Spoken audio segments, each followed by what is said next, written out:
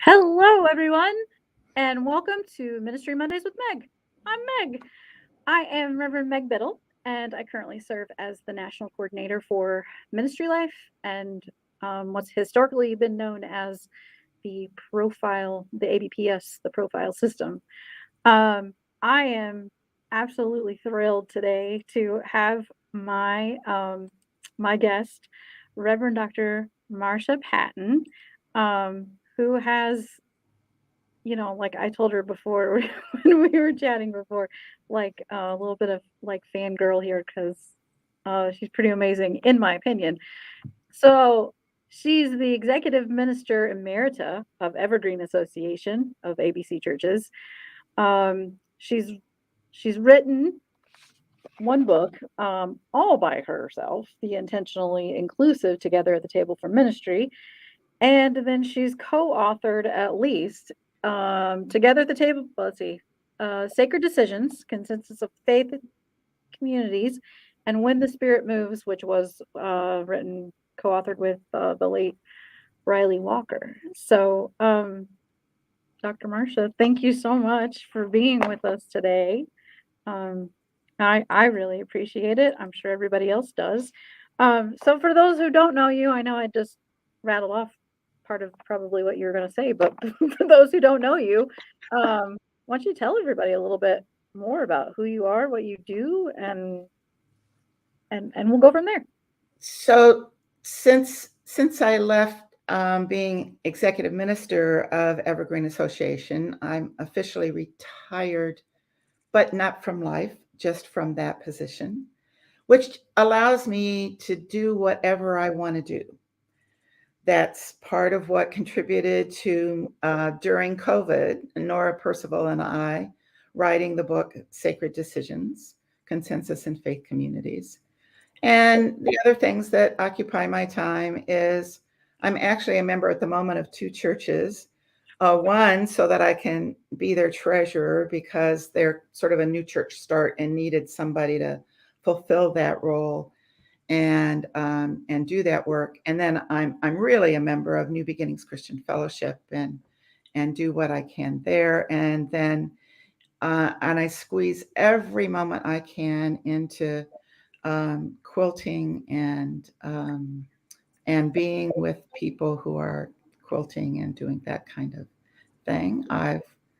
I'm not married, but I am a member of a family that has 6 siblings. Our parents have passed away in the last 10 years, but we've got a commitment to getting together once a year, and that requires a bit of coordination and work and fun. They're all in the Eastern time zone, and I live in the Western time zone. I was going to say, because you grew up in Pennsylvania, out where I'm at, right? Yeah. And actually, when I was reading her bio, I realized a few weeks ago I went and preached at Hatboro. And they're just a lovely, lovely community. I love those guys. That was so much fun. Well, it is so much different, I know, from when I spent my first year and a half out of my first go at seminary at Hatboro Baptist Church. Oh, that was your very first year. Excuse me. You're at Hatboro. No, that was prior to my return to seminary. 4 years there. I'm sorry. I immediately went to First Baptist Church, Somerville, New Jersey.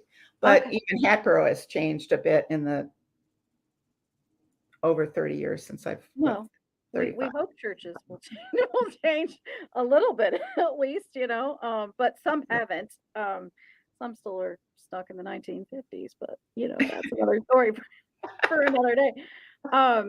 So even though you're retired, but not retired from life, which is great and wonderful, I want to say I'm glad you wrote the book on consensus. The second church I served was ABC and Presbyterian. Oh my. It was not a good fit for me personally. Robert's Rules of Order and I would have loved to have yeah had this Robert's Rules of Order is helpful in a lot of ways, but it's really designed to get to majority rule. Mhm. And the biggest problem, I think, with it is that when you're addressing a problem, what you do is put a solution on the table. In consensus, there's no reason to put a solution on the table first. You can have a good and open discussion about the issue, and you may find that the issue wasn't what you thought it was when you begin dialogue. So therefore, any conclusion you make, any solution you come to will be different. And that's really one of the biggest differences, is that Robert's Rules of Order is just to keep everything so that people will treat each other reasonably, and you've got this whole complicated way to make sure that you're kept there. I would agree that in consensus, the facilitator, moderator, clerk, whomever is the person in charge, depending on whose language you're using. Norrin and I used this, what we hoped was a fairly neutral word of facilitator. That way, any faith community could put their word in place of it. So in Baptist circles, it would be moderator. Has a lot more power because they don't have these list of rules that, okay. But we recommend that you have at least some guideline principles that everybody goes by. The group can develop them, or you can adopt somebody else's rules. We suggest respect communication guidelines from Eric Law Kaleidoscope Institute, but you need something, right? And you need somebody who's really able to recognize who in the room needs to speak and who in the room has spoken and who in the, because that's not all listed by some kind of rules. So if you've got a lousy facilitator, you can have a lousy experience with consensus. Yeah. But if you've got a good one, you can have blessed experiences with it. I could just see those so many ways where that would change, that would have changed, probably my experience serving as the pastor. So, I think if, consensus isn't something folks are familiar, and maybe you just have dabbled, pick up the book and give it a read, because I've read it, and it's definitely worth the read, and I think it would be helpful to a lot of people. Yes. Amen. Yeah, I mean, you wrote it, so, but I just having been in situations, and like when you get started as a pastor, like you have a clue. It's the drinking from a fire hose kind of Well, thing. and especially in that part of the work of a pastor, right? Yeah. Seminaries have tried to offer in the past, I don't know if they do today, ones that I'm aware of don't spend any time on helping pastors lead meetings or talk about, how you manage the structure of the church and help the leadership of the church lead well, all of that administrivia. People don't like to sign up for those kind of seminary classes. And because they don't sign up for them, they end up not being offered when, after people get out of seminary, they go, oh, what do I do about this? Right. Right. I mean, we had a class on baptism. We had a class on the Eucharist. Nope, nothing on how do I do this. And then they're looking at you at the first meeting like you've got the degree, right? You're go fix You know how it. to do this, yeah. Yeah. Yeah. it- Those would be helpful, or maybe somebody needs to do them for those still in ministry. Um, I want to make sure that I get to like this intentionally inclusive.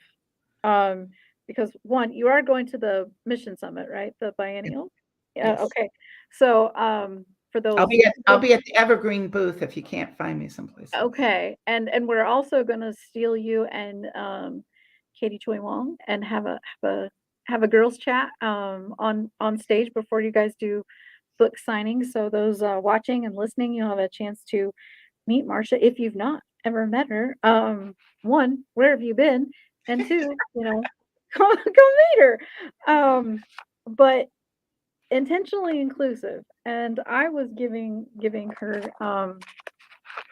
praise and thanks for having, one, written this book, and two, all the work that you have done to make a difference in this denomination. Really, I mean, I didn't go to an ABC seminary, but I had to take the classes like everybody else did before ordination and all that.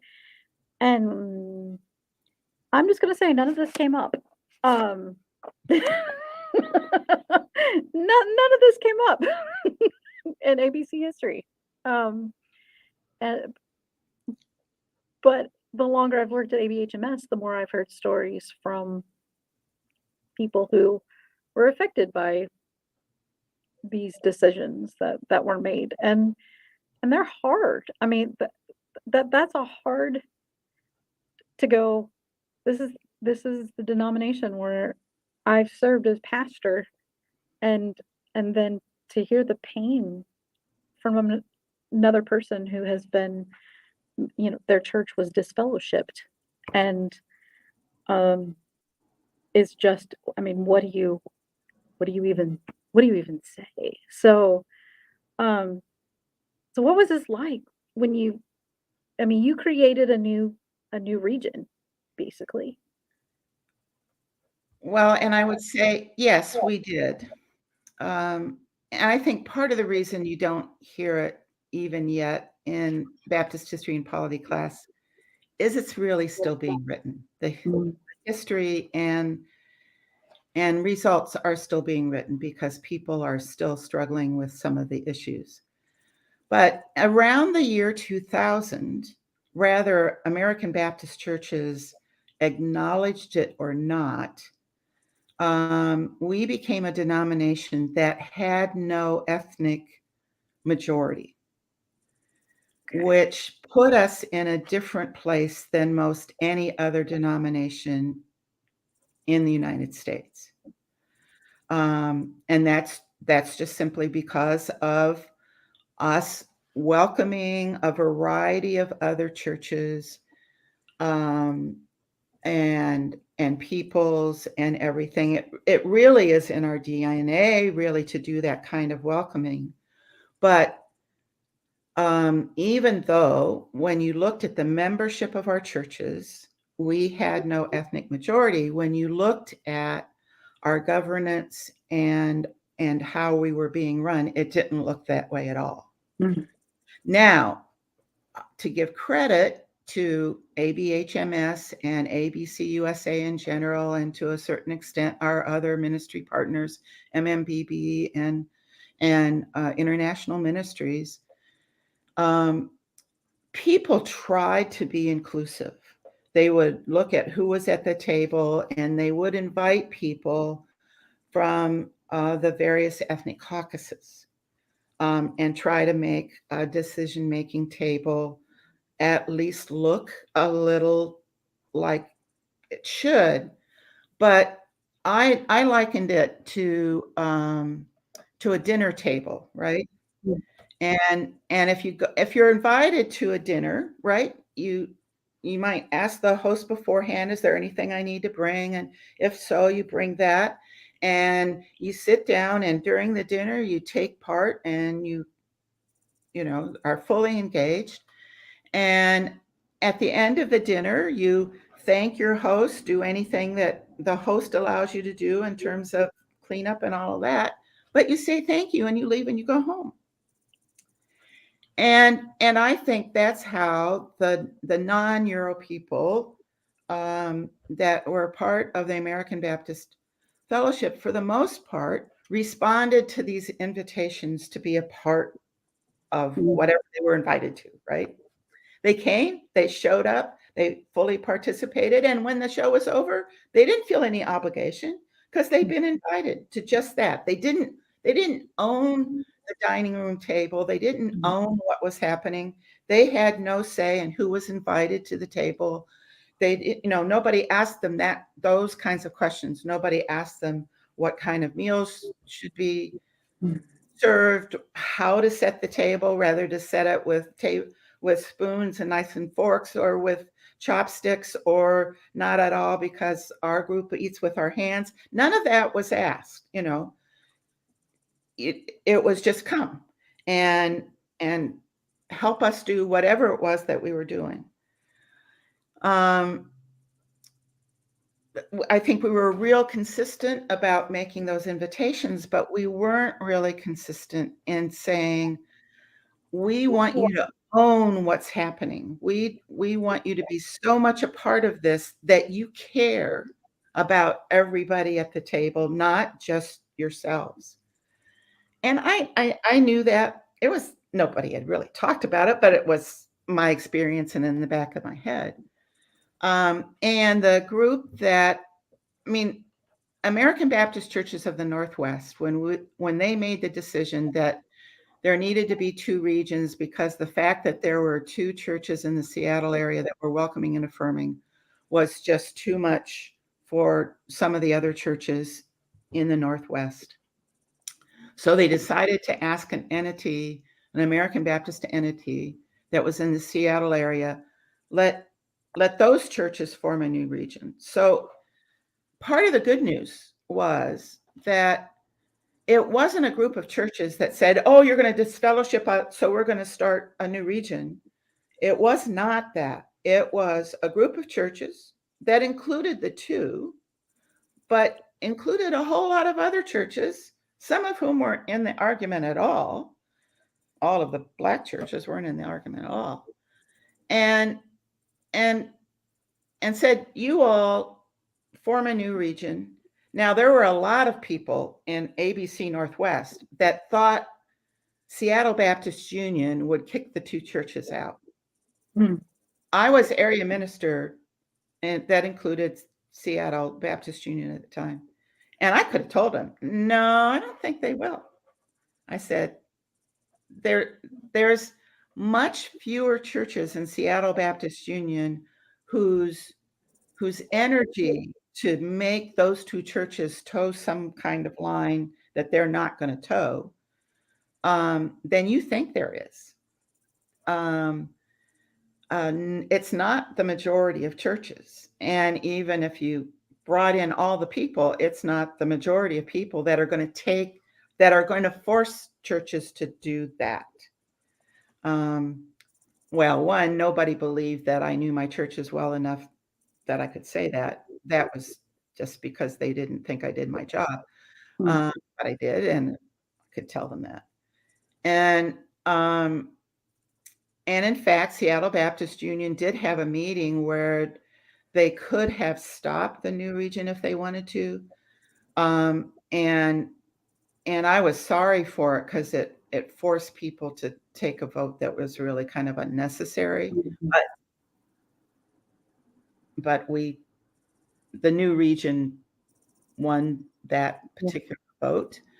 And it was, so as that whole process got started, the General Executive Council decided that they needed to have a way that a new region could come into the ABC, because there hadn't been such a thing. So they said, well, we need to have a process. And one of the things that we needed was a bunch of stuff that what was known as the new region at the time didn't even have.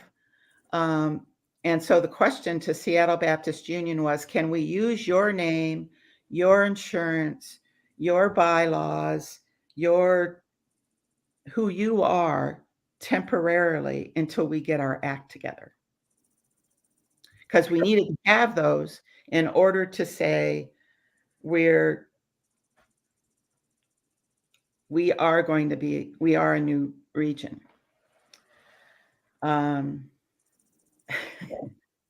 It's one of those backstories to the whole story, right? That you never hear. Yeah. And so there was this very controversial meeting, it ended up to be even more controversial than it needed to be, because there was a very conservative interim white guy who was pastor of Chinese Baptist Church. And he got Chinese Baptist Church to show up in several, with quite a few more people than they probably otherwise would have shown up with. And then he tried to tell them how they would vote, which didn't hold well with some people in Chinese Baptist Church. Like, it wouldn't have held well with any church. Right, right. This guy wasn't a Baptist. He had no business being in the meeting, period, except for the fact that he was interim pastor at Chinese Baptist Church. So there was that controversy going on, as well as just the general controversy. And so just the process of getting to saying we are Evergreen, and then that revelation that happened in the vision committee, that we would organize not by geography, not by where our churches were physically located, but by ethnic caucuses. The only way I have to describe it is that God moved that vision committee. And I have nobody else. It wasn't an idea I had. It wasn't an idea of any individual member of that vision committee. It was God moving among us. And somebody said, when we were having the conversation, when the committee was having the conversation, because I facilitated the committee, and I did a good job of facilitating and allowed them to do the work. But when the conversation was happening, somebody said, well, could we do it by ethnic caucuses? And if I gave anything, it was, could things be done? And I said, we're Baptists. Right. You can do whatever you want. I mean, we're Baptists. There's nothing that says we can't. And everybody said it's worth a shot. It's worth at least trying. So, the experiment is still underway, but the experiment is working. And I've said to other regions, I said, part of the reason it worked so well and certainly got started so well is because we were starting with nothing on the table. It's not like we're changing something that has been in place for 100 years or 40 years or 50 years or something like that. I think it's a lot harder to change a system, because then people are a lot more aware of what they're giving up. The Euro Caucus, which wasn't even being called the Euro Caucus right until we made the decision to do this, did not count the cost of how they were moving to this shared power. Now, I would say most of them were saying, we're willing to try anything new. We're really tired. So that a secondary decision was doing consensus. But they'd been in the fight long enough. The Euro churches had been in the fight long enough of just this controversy of, are we going to be inclusive of the LGBTQ community or not? That they were willing to try anything just so that fight wouldn't be there. So they didn't sit and say, okay, we're going to give up, even though we're going to be the biggest contributor to the region, we're not going to demand more more representation because we were the purse strings. They just didn't do that. They didn't hesitate when they said if a church contributes, they get the same. It doesn't matter how much they contribute; they get the same number of delegates as any other church. I mean, contributing was,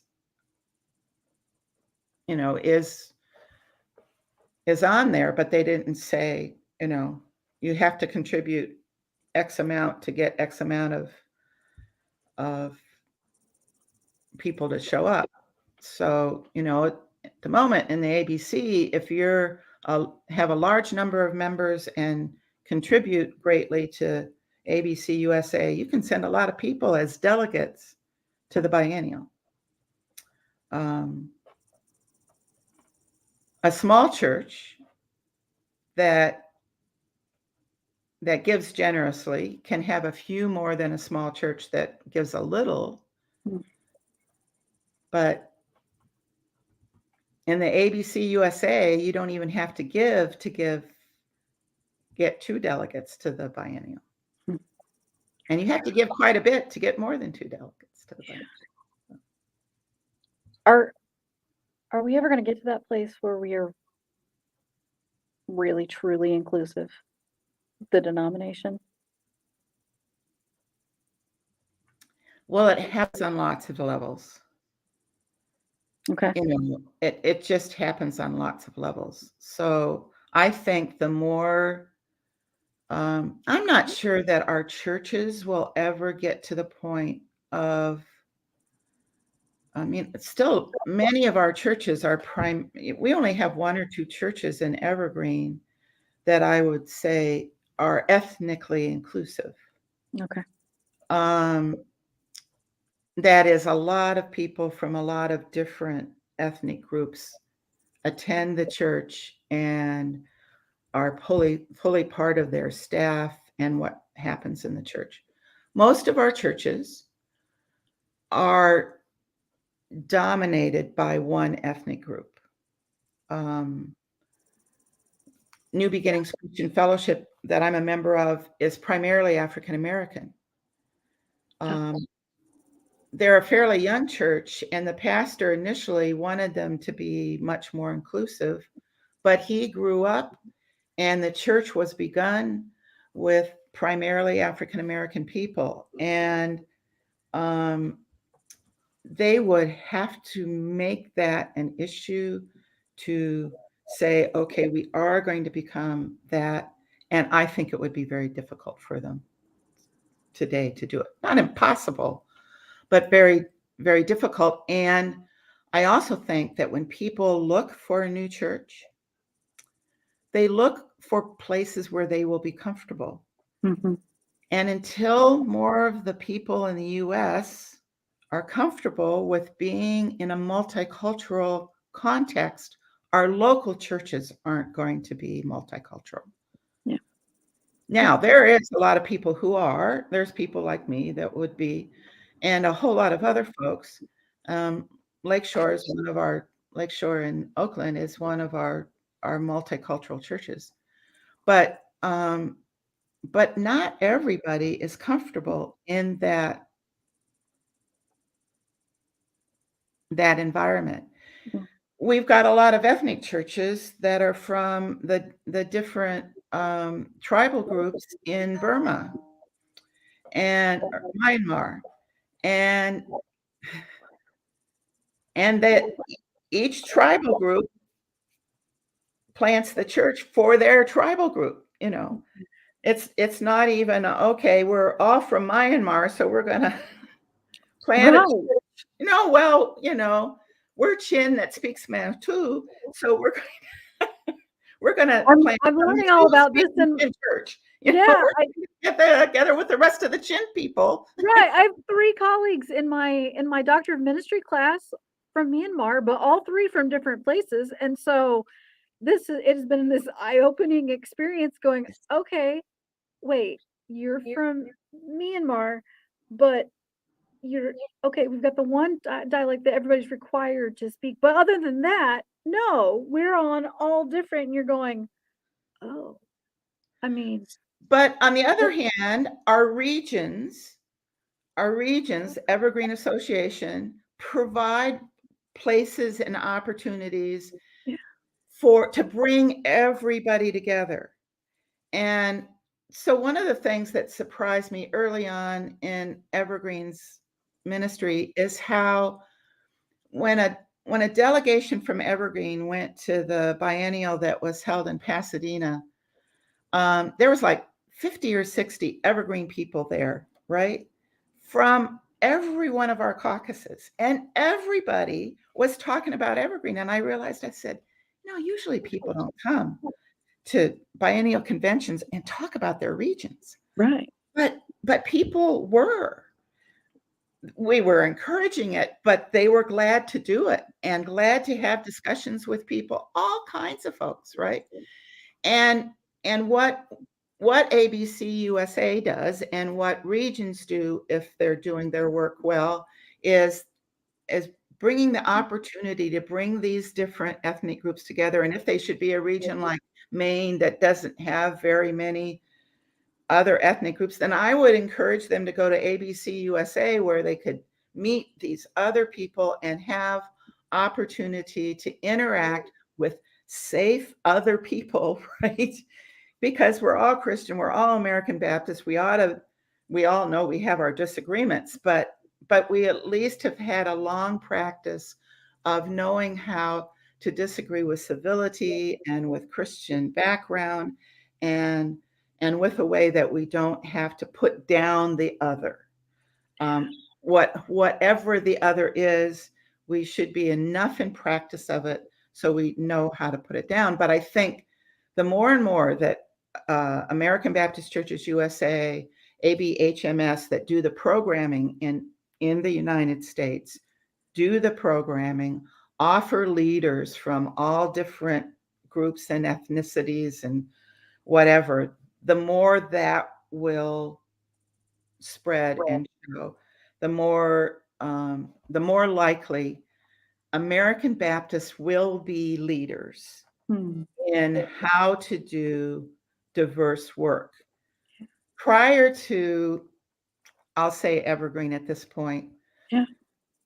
even though ABHMS tried, I think Evergreen really showed how it could be done. And it will be interesting to see if ABHMS will adopt for their governance some way of including making sure all ethnicities are heard in their governance, figuring out how to do their work so that those voices can be heard. Because when you put a token in place, if you have one Native American person on the staff, their voice is never going to be heard. Right. I agree.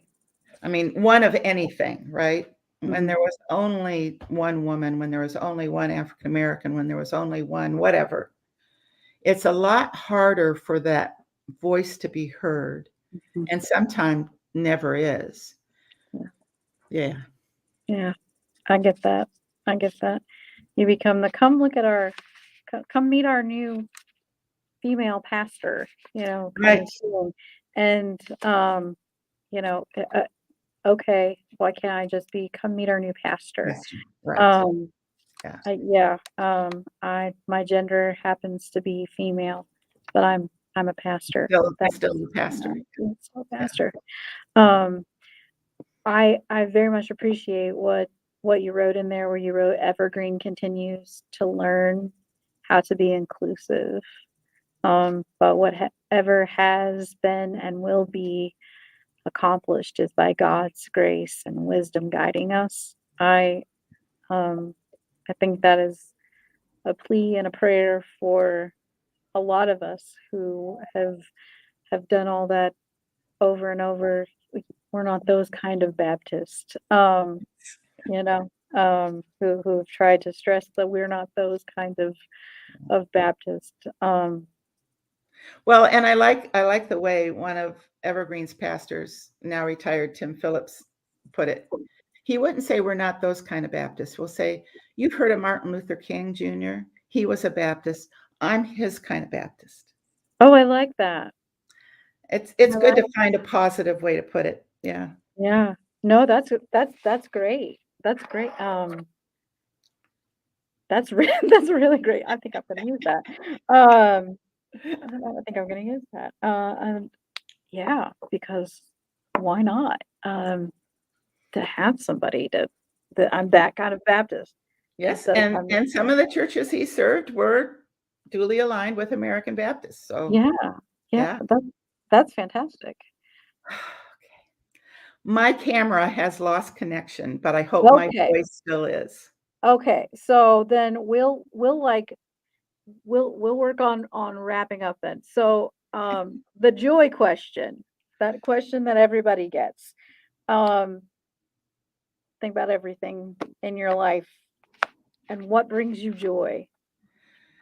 The thing that brings me joy is primarily seeing people, especially when I'm teaching, I see it, but anytime I see somebody learn something new or embrace something new or have an aha in life is just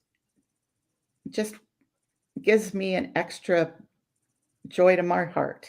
Um, Mm, uh, um, it's it's just wonderful.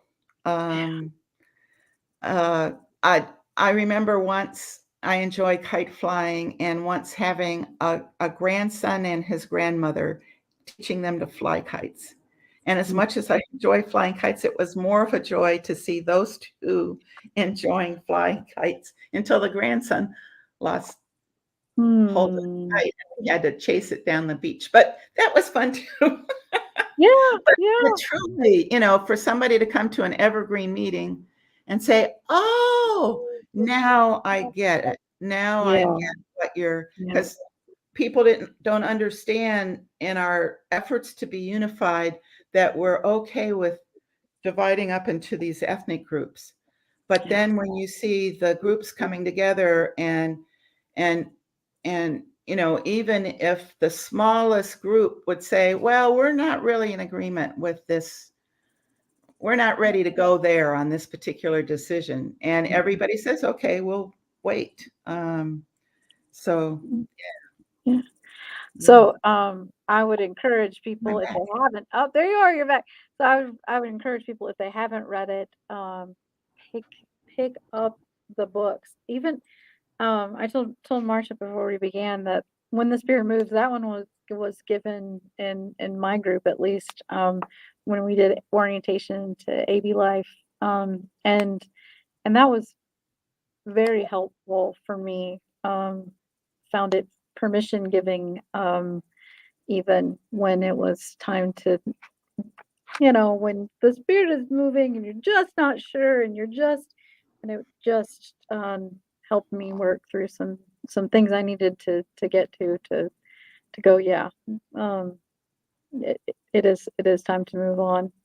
So I appreciate all the work that you have done, the sacrifices you have made, and I would encourage everyone to pick up these books.